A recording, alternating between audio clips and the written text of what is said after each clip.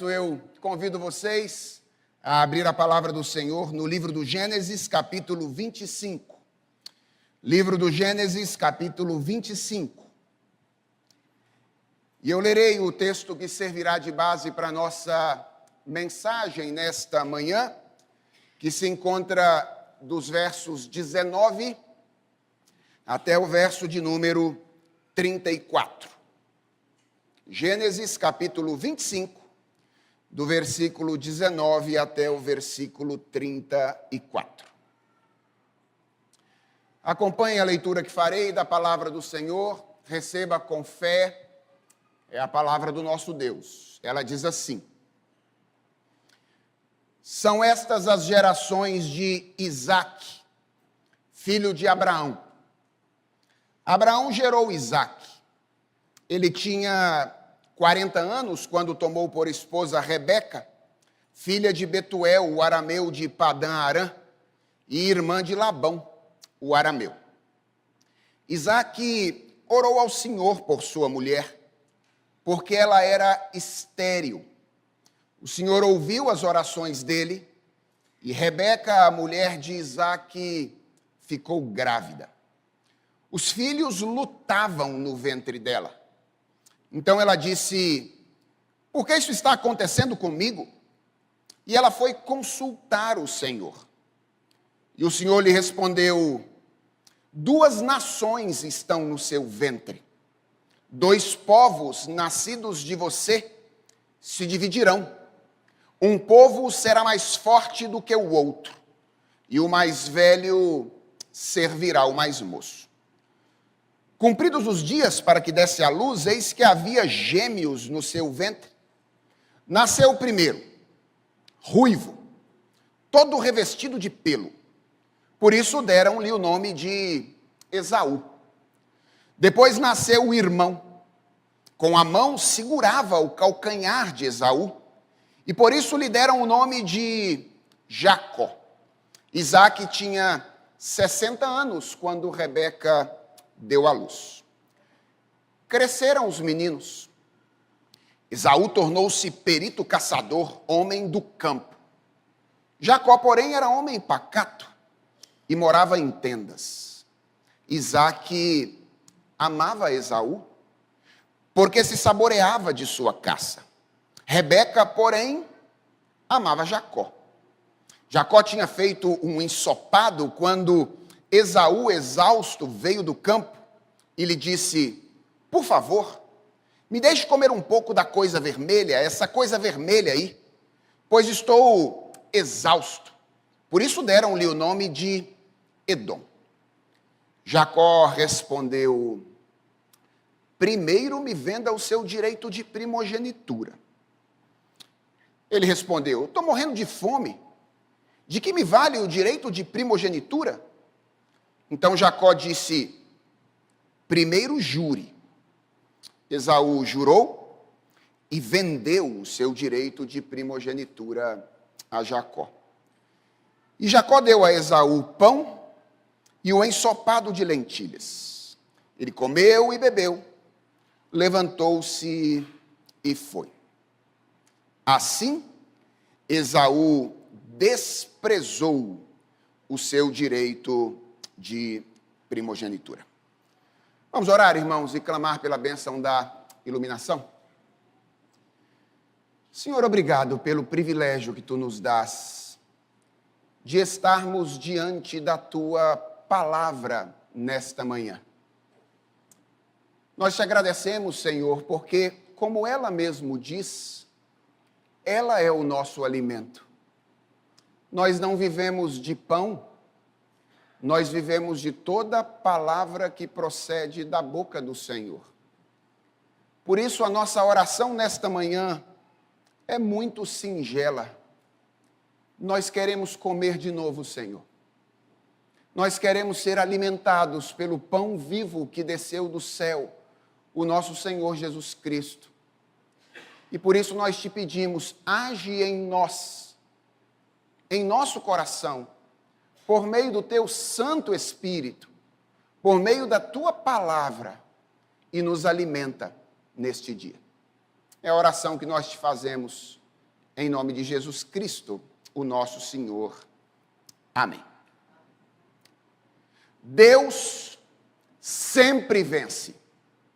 Esse é o título da série de mensagens que nós começamos hoje nos capítulos 25 a 35 de Gênesis, que narra a história da família de Isaac.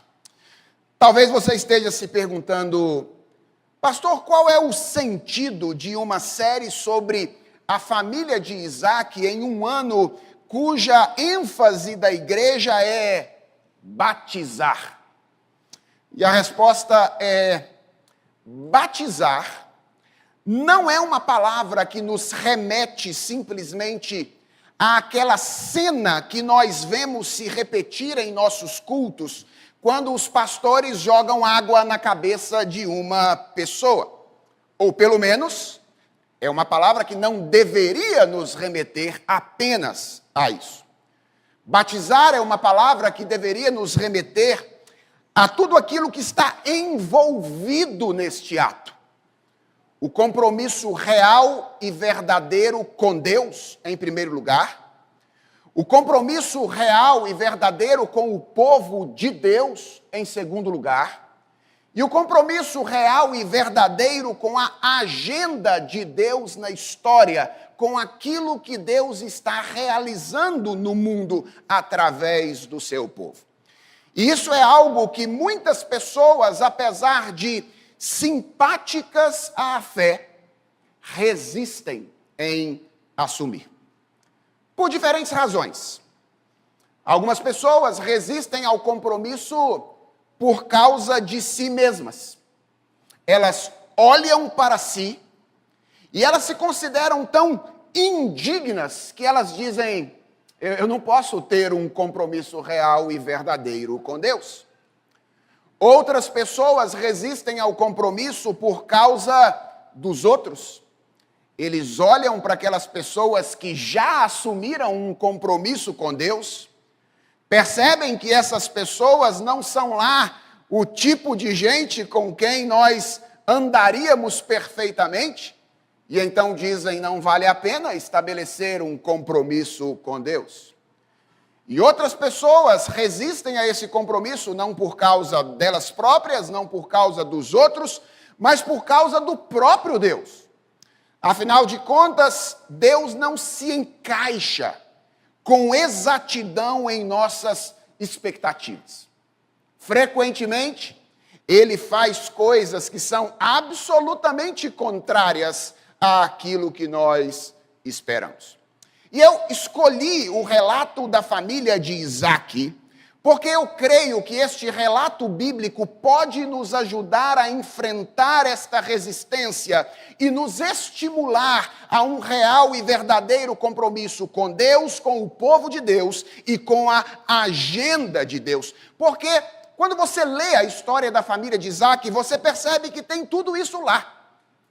Tem gente imperfeita, tem relacionamentos imperfeitos, tem expectativas frustradas, mas ele foi escrito exatamente para encorajar os hebreus que estavam saindo do Egito a se comprometerem com Deus, como o povo de Deus, engajado com a agenda de Deus no mundo.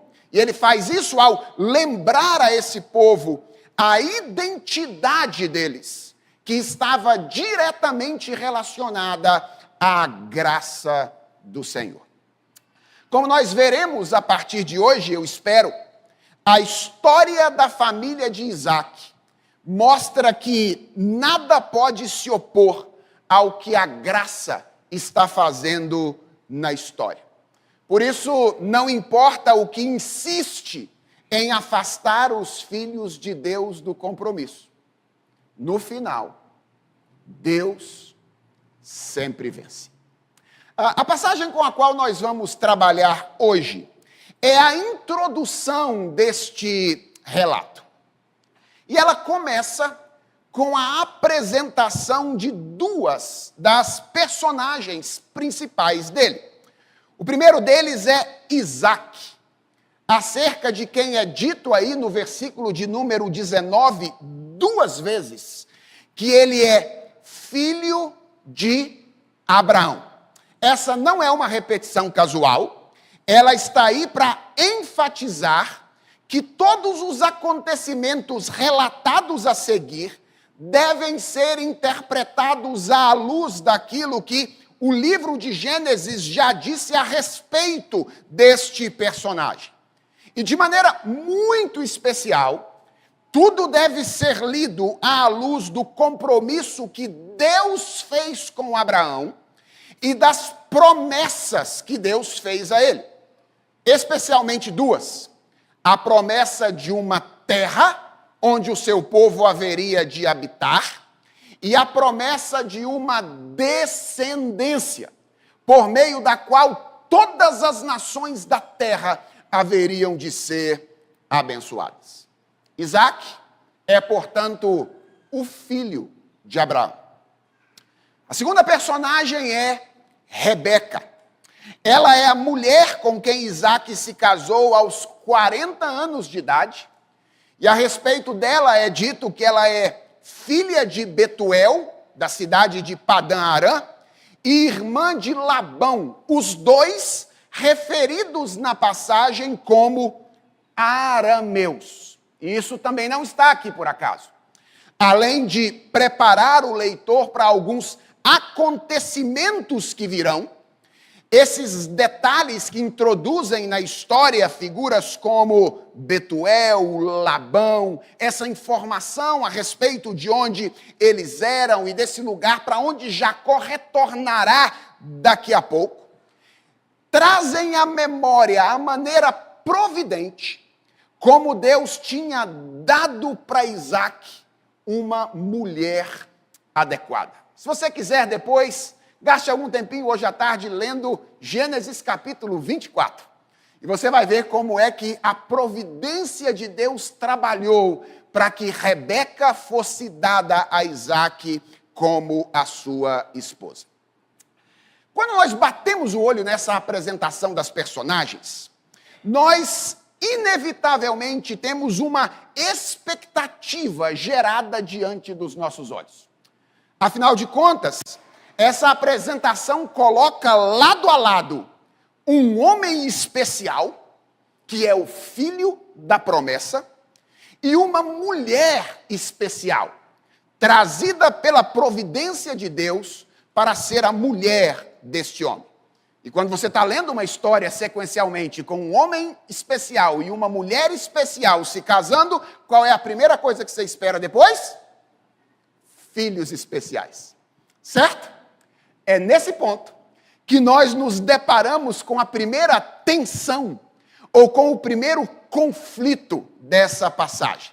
O versículo de número 21 nos informa de que, assim como Sara, Rebeca era estéril. Ela não podia ter filhos. E embora tenha sido longo, dá uma olhadinha no versículo 26, e você vai perceber que esse versículo diz que Isaque tinha 60 anos quando Rebeca deu à luz. Quando ele se casou com ela, ele tinha 40. Quando ela deu à luz, ele tinha 60. Portanto, foram 20 anos de hiato com Rebeca sem o ventre aberto, ou com o ventre fechado, sem poder dar à luz filhos.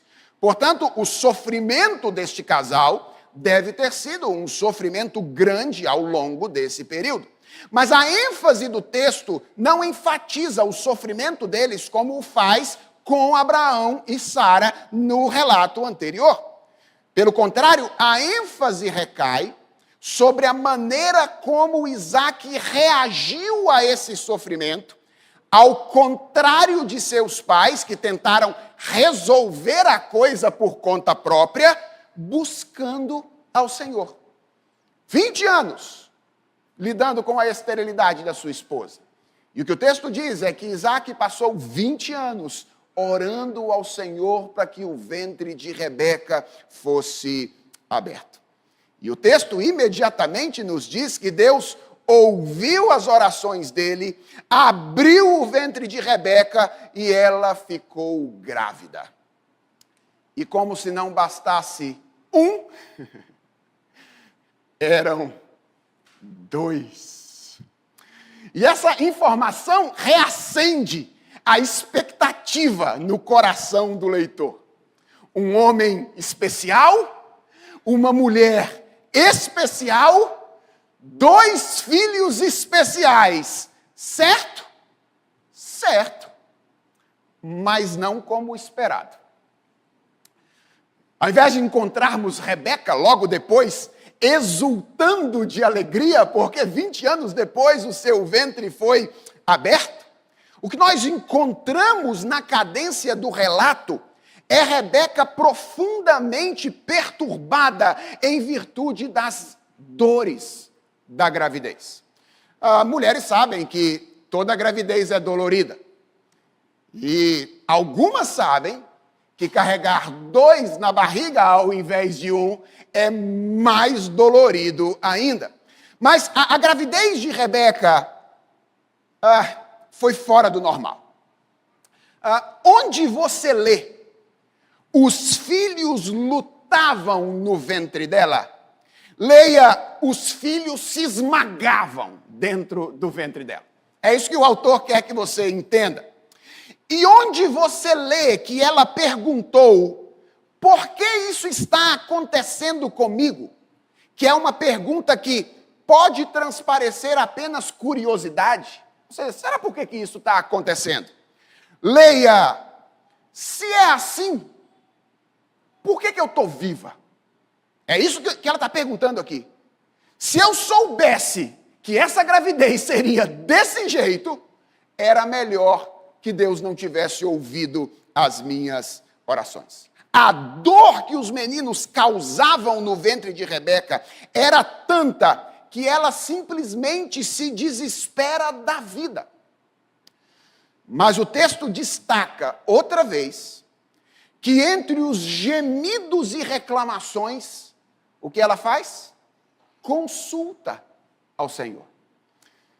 E o Senhor a responde com uma profecia que é o coração desta primeira cena da passagem que nós estamos analisando hoje. Deus diz a Rebeca: 2 nações estão no seu ventre.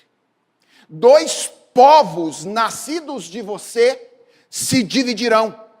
Um povo será mais forte do que o outro, e o mais velho servirá ao mais moço. A resposta que Deus dá a Rebeca é como um feixe de luz que haverá de ser refratado por todo o restante do relato, do começo, capítulo 25, até o final, o capítulo 35 do livro de Gênesis. E a resposta é: ela não carregava no ventre apenas 2 crianças.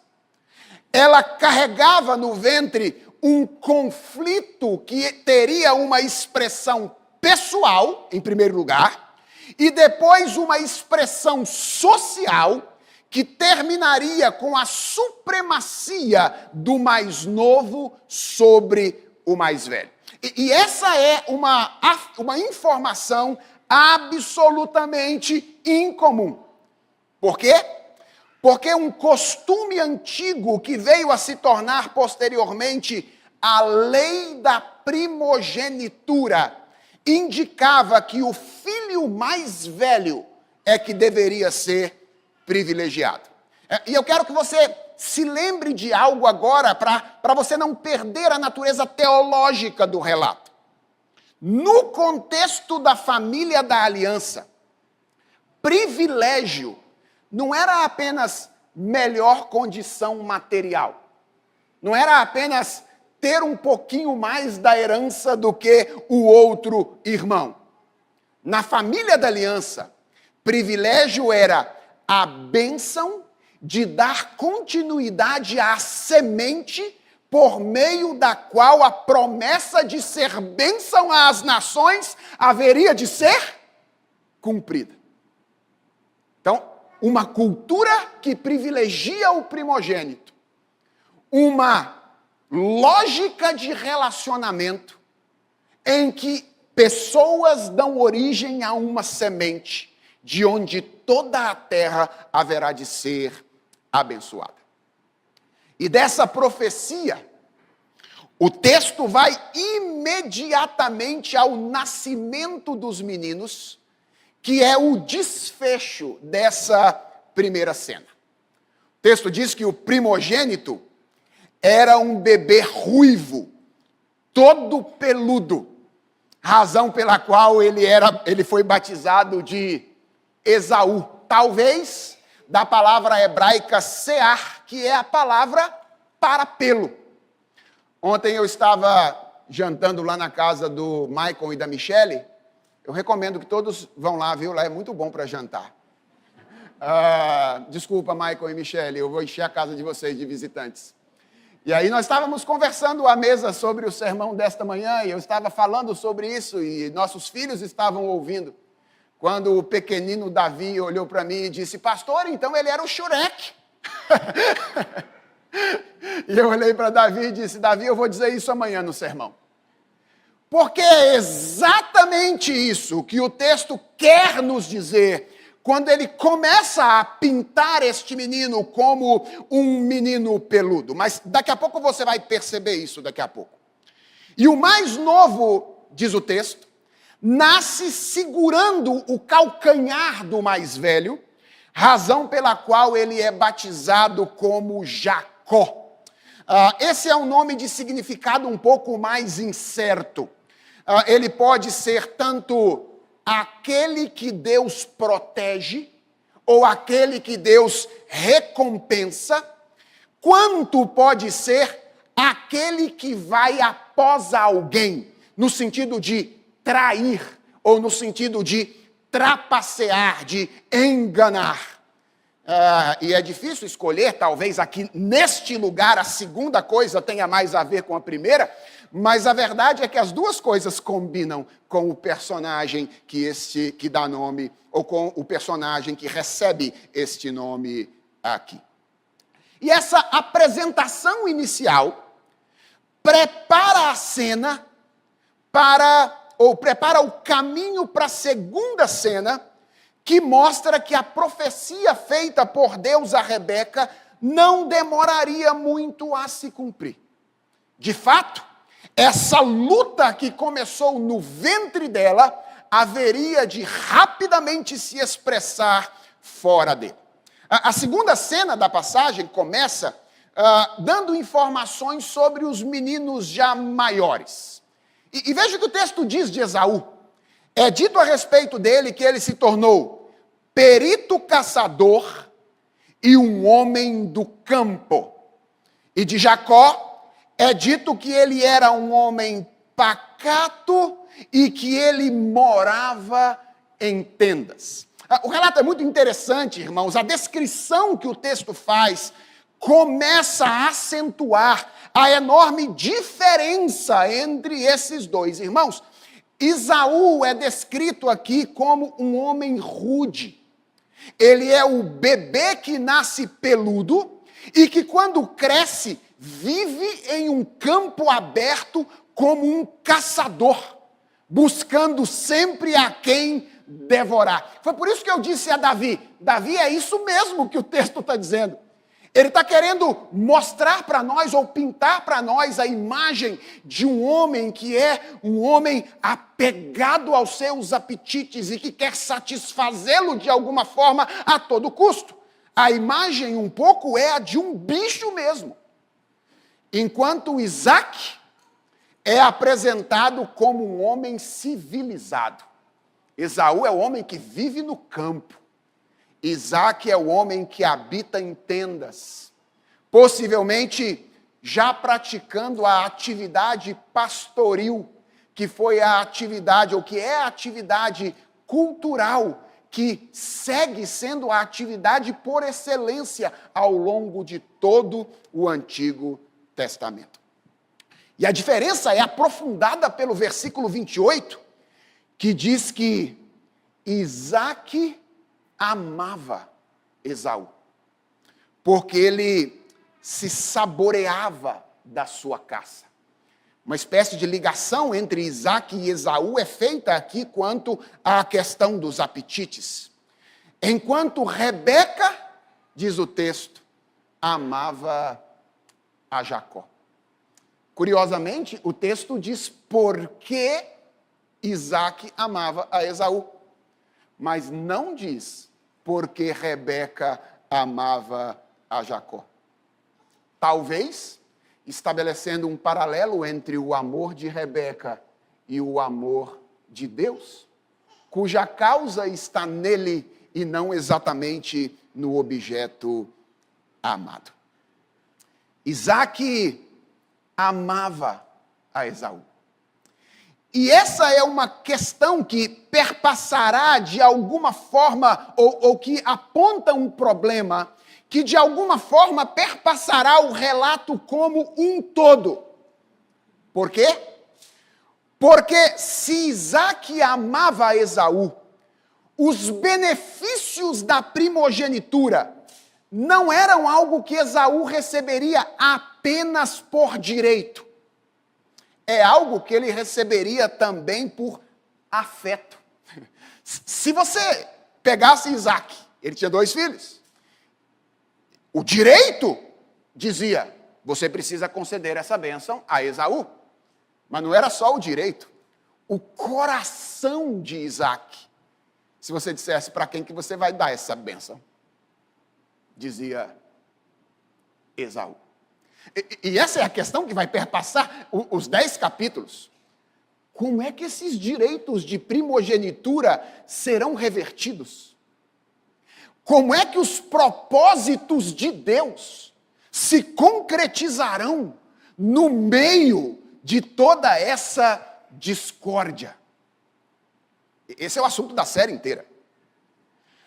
Mas é o que os versículos finais da passagem já começam a mostrar. Eles falam de uma ocasião em que Jacó tinha preparado uma comida, uma sopa de lentilhas, talvez tivesse algum tipo de carne ali também.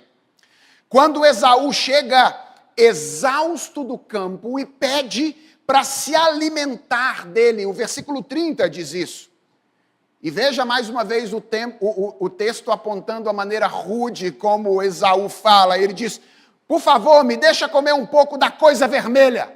Essa coisa vermelha aí, porque eu estou exausto. De novo, o texto está enfatizando esse estilo.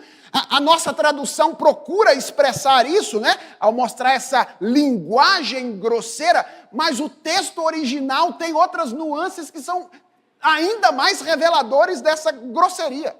Por exemplo, a nossa tradução traz o verbo comer, mas no original o verbo é devorar, é engolir. Esaú diz, deixa eu engolir um pouco desse negócio que você fez aí, esse troço vermelho que você está fazendo aí. O texto todo se esforça para caracterizar Esaú como este homem, entregue aos seus apetites, que fala de maneira vulgar e que age sem reflexão pelo impulso imediato. Esaú é um homem apegado aos prazeres deste tempo.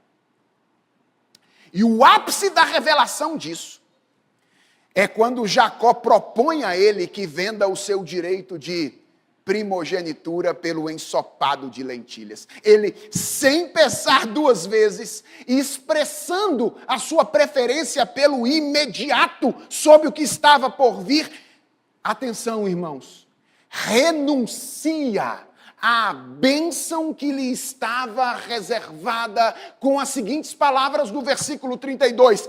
Eu estou morrendo de fome. Do que vale a mim o direito de primogenitura? Eu prefiro o agora ao invés do depois.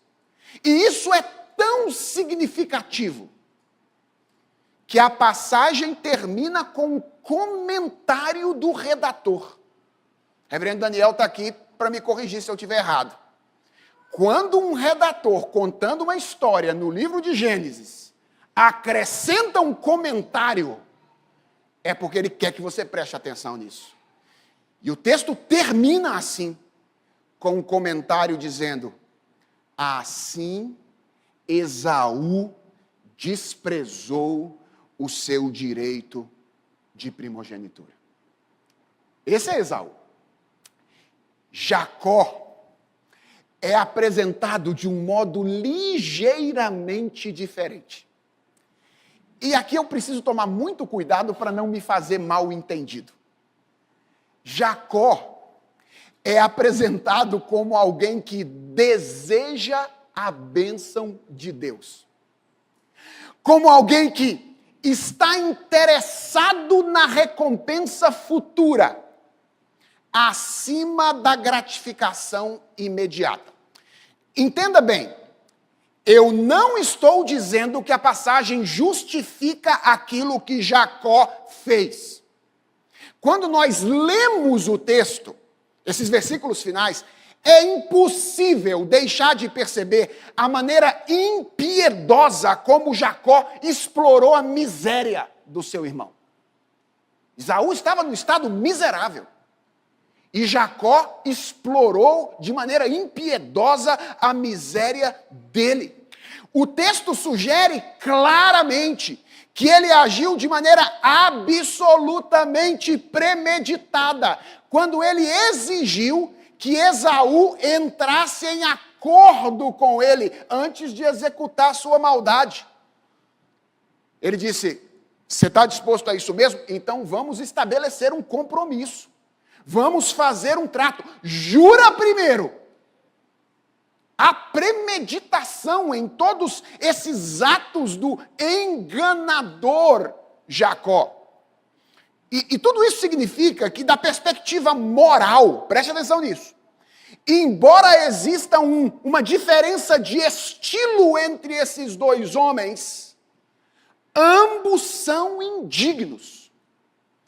Tanto o rude, impetuoso, quanto o dissimulado, sagaz. Mas da perspectiva prática, o texto enfatiza essa diferença entre eles. Um faz pouco caso de Deus e das suas promessas. O outro quer ser abençoado por ele. Veja, ele tem muito a aprender o que isso significa. Ele não sabe o que é ser abençoado por Deus ainda. Ele está completamente equivocado, imaginando que ele pode conquistar a bênção de Deus. E ele está muito longe daquilo que Deus o fez para ser e daquilo que Deus esperava que ele fosse. Você vai ler Gênesis comigo nos próximos sermões e você vai ver, ele ainda vai brigar com muita gente. Ele ainda vai se meter em muita confusão. E você vai ver, ele vai sair todo estrupiado no final. Mas ele quer que Deus o abençoe. Não porque ele é moralmente superior ao seu irmão, mas porque foi ele a quem Deus escolheu livremente para ser a linhagem da santa semente.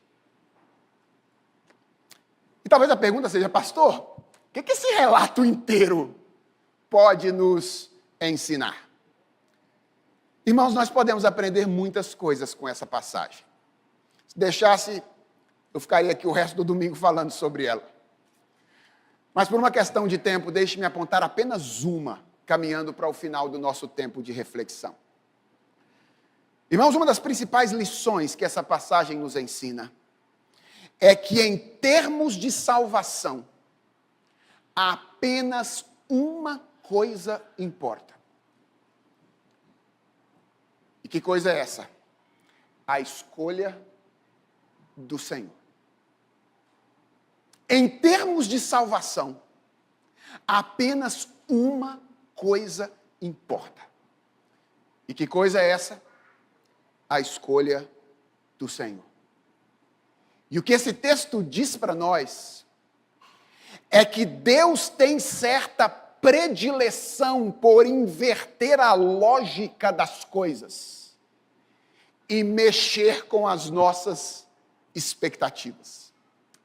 Irmãos, essa história de escolher o mais moço não é incomum no relato do Gênesis e ecoa em todo o restante da Escritura Sagrada. Deus escolheu Abel ao invés de Caim, Isaque ao invés de Ismael, José ao invés de Rúben, Efraim ao invés de Manassés, Davi ao invés dos seus irmãos. Nenhum deles era a escolha esperada. Como também não era uma família de Nazaré, a gravidez de uma virgem, um rei em uma manjedoura, um salvador pendurado em uma cruz. E o que dizer de um pequenino grupo de pescadores chamando um bando de pecadores para levar o mundo inteiro a crer nessas coisas? Vez após outra, Deus trabalha assim, fazendo o contrário do que a gente esperava. Para quê? Diz o apóstolo Paulo.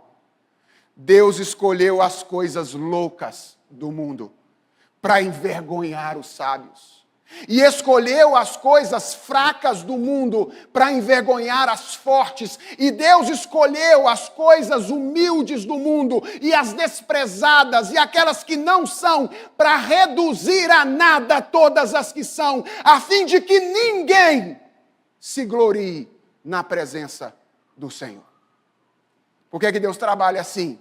Para que no final toda a honra, toda a glória seja dada a Ele.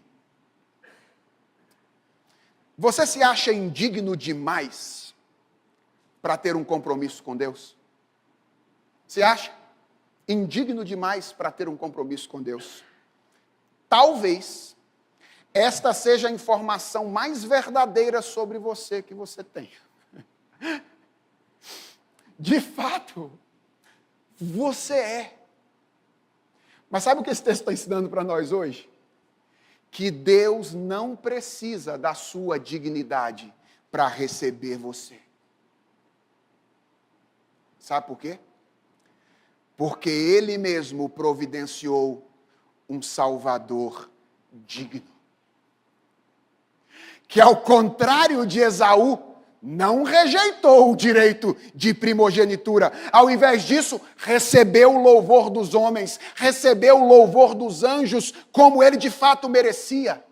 E que ao contrário de Jacó, vestiu uma túnica de servo para lavar os pés dos seus discípulos, como indicativo da disposição dele de entregar a própria carne, para que gente faminta como eu e você pudéssemos ser alimentados. Jacó negocia com o seu irmão a alimentação. Ele não é o verdadeiro primogênito.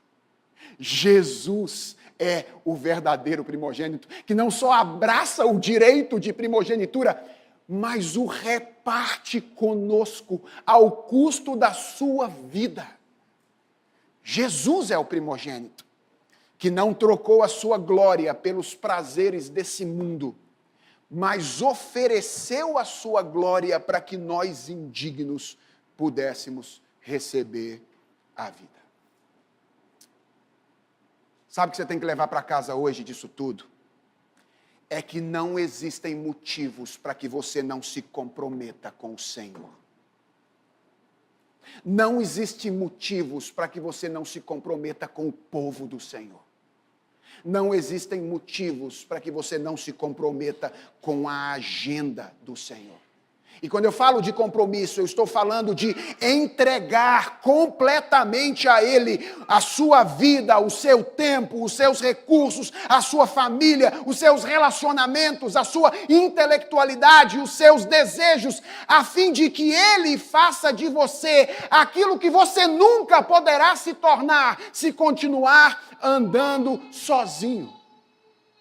O meu ponto é: não espere estar pronto para então assumir o compromisso com Deus. Sabe por quê?